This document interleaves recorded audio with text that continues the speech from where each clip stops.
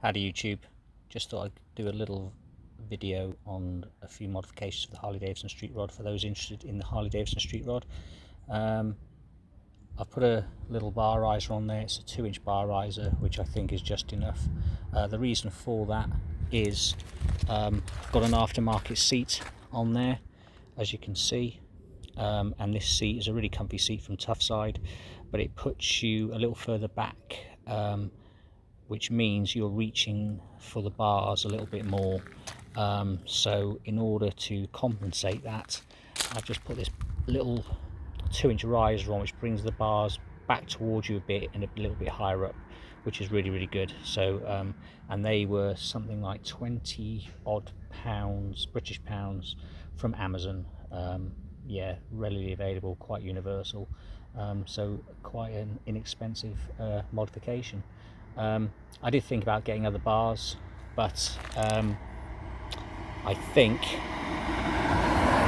sorry about the car, but I think putting different bars on this just totally changes the kind of look of the bike, and it's not kind of the look I'm going for.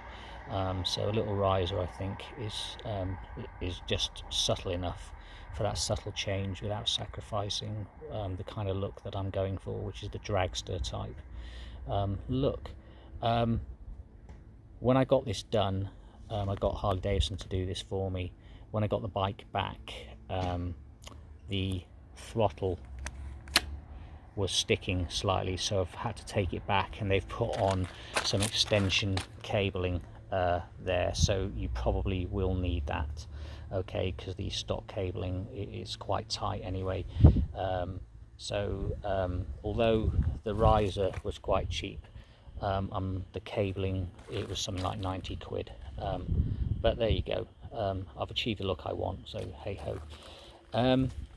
Obviously with the bar and with the seat, obviously from videos before, I've got the crash bar stroke highway peg installed, quite good for longer journeys, stretches you out.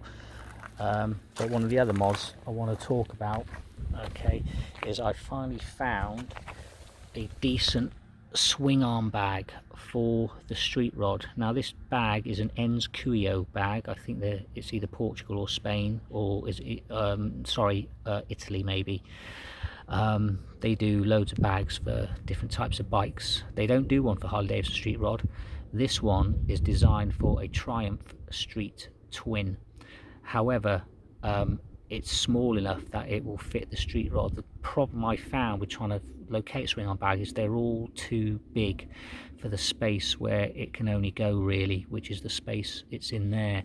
What I like about this one, I'll just bring you closer, it's got a rubber kind of grommet, like O-ring type thing, so you can actually attach it to the frame.